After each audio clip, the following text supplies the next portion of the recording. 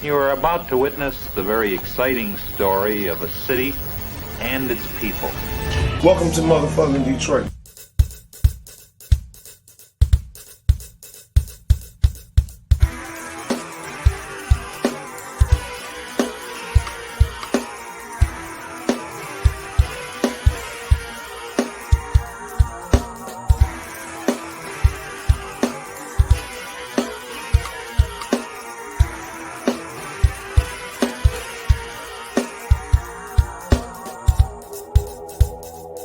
What up, doe? What up, doe? It's me again, Detroit Mail, with another No Name podcast in the house. Coming with you, the Honolulu Blue to you, the Detroit Lions, your favorite podcast, gang. Anyway, let's get all the preliminaries out of the way. If you have not done, go over to our Facebook page, IOW Network, the sports network for everybody. Click on the like button, click. Hit the subscribe button, ding, and the notification button. You will get all of our videos when we go live and everything that we upload. For instance, on Monday and Thursday, we go live from 4 p.m. to 6 p.m. Eastern Standard Time. Shout out to Alex who came over to our live. Appreciate you, bro. Enjoyed your commentary. And anyone else, if you want to just give your take and you want to go and you just can't hold your take and you want to go live and just get into the comments and tell us what you like about your team, rep your team, what you don't like about your team, maybe what you don't like for other teams. You come on our live podcast and we will put you on. If you just gotta get on, you want to show your face, we will drop the link, boom, and you can come on and we give your take that way. Or if you just want to get on the phone and call in, we have the capability of doing that too. To jump on in, we're dropping the number, let you call in, and you can give your take that way too. Also on Facebook, we are there on Facebook, IOW Network on Facebook, where you can put in your funny memes. You can drop all your comments about your team. I'm loving the Dallas Cowboy memes. I'm sorry, Cowboys fan, but they are hilarious. The internet is undefeated. They be going in, and I just be laughing. But anyway, so if you got a funny meme, please put your meme in there. We have polls on there. People put polls on there. We got wrestling podcasts on the Dirty Hills. They drop their stuff on there. So that, for instance, if you have a podcast and you want to promote your podcast, this is the place for it. If you're selling t-shirts, hey, this is the place for it. Anything you want is there for you. This is for you, and you. This is public access TV on Facebook. So please go in and join in. It's growing tremendously, so we appreciate the ones who joined. Also, follow us on Twitter. It's IOW Network 1, IOW Sports Network 1, where, I drop things on Twitter. Sometimes Nick drops things on Twitter. Speaking of Nick, if you are a Jets fan, he has his Proud Jets Fan podcast that he does. Also, Lamar has his Chiefs podcast that he do, Wild Card Chief. So if you're interested in any of those, you can go over to our YouTube page and you will see those particular podcasts there. Also, we are on Twitter. We go live on Twitch. We are everywhere, man. But this here particular podcast is for those who love the Detroit Lions. And we are here to preview the Lions versus the Commanders. Keys to victory. Things the Lions need to do. Things the Lions need to improve on. Things like that. So let's get into the show. And I was thinking about this, and I was thinking about what is the keys, or what can the Lions do better, and all those things I started contemplating in my mind. I had to go back and look at the Commanders and the Jaguar game, the Lions and the Eagles game, and kind of take out those things the Lions did well in those games and see what the Jacksonville Jaguars did well against the Commanders. So let's start with the Lions and the Eagles game. They hung 35 on the Eagles on a defense that's supposed to be a good defense. They're supposed to have a great front four. They scored 35 points. So they're going to have to repeat that same formula, to come across with a victory. So if you look at the Jacksonville game and the Commanders game, it was only 28-22. So right there, if the Lions repeat what they did against a better defense in my mind, and what people are out there saying, that's a victory right there. So if the offense can kind of repeat what they did, establish the run. Swift ran 144 yards. If they can continue doing that, establish the run, that opens up the play action, and you will start seeing the offense moving down the field. The one thing they cannot do, what they did in the Eagles game, is they can't wait late to get started, get rolling, because they're gonna find themselves behind an A ball and not be able to come back or have enough time to come back like they did in the Eagles game. They got to eliminate penalties. No, all them false starts. Can't have that. You got to catch the ball. Can't be dropping the ball. And establish Swift early and often. Now, when I looked at the Jacksonville game, the one thing I did notice, a few things I did notice, that I think Jacksonville done well. First, look at what Trayvon Walker did. All right, now, in this video, you're going to see Trayvon Walker make a play. All right, he's starting upfield here. Pause. Bam.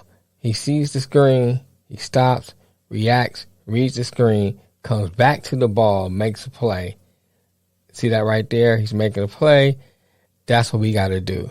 We have to read it, make a play, keep going. Now you see that in that video, Trayvon Walker starts up. He actually over pursues the play, but he plays enough with his eyes. He sees what's going on and comes back and makes an interception on the screen. That's the one thing the Lions have to clean up. Especially, I'm looking at you, Hutch. When you get in that backfield and over pursue, you have to have enough instincts to be able to, first of all, look with your eyes and see what's going on, and be able to make that transition, come back to the ball and make the play. Same with all the defensive linemen. You cannot over pursue. You have to be disciplined enough that you get the pressure, but watch what's going on. That's one thing that Jacksonville did well against the Commanders. Second thing, and I had to mention that, but I want to show it in the video too. Our D-line has to be disciplined, play with their eyes, especially Hutch, and watch the screen. Wentz hits Amari Rodgers here and makes a nice completion. We have to be careful not to fall for this when we play. See, I say that, as I was saying earlier, cannot over pursue, because as you see, the Commanders like to throw that screenplay. If you over pursue, because they're gonna let you in anyway a little bit to set up the screen, so you gonna have to be disciplined enough. Now, one thing I noticed too that Rodrigo did, he read a lot of things right. He made a few mistakes, but for the most part, he read a lot of things right. So as a defense, you're going to have to be disciplined when they try to set up that screen, because they got a few people that's fast.